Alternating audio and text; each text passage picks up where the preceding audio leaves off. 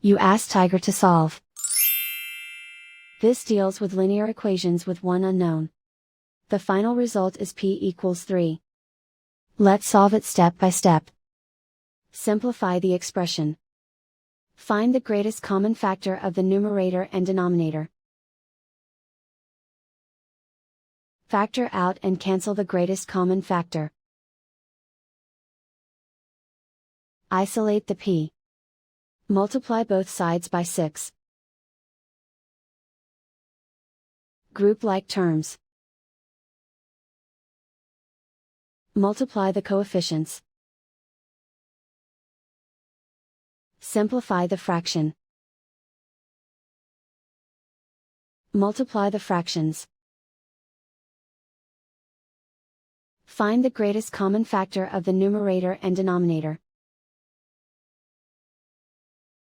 Factor out and cancel the greatest common factor. And so the final result is p equals 3.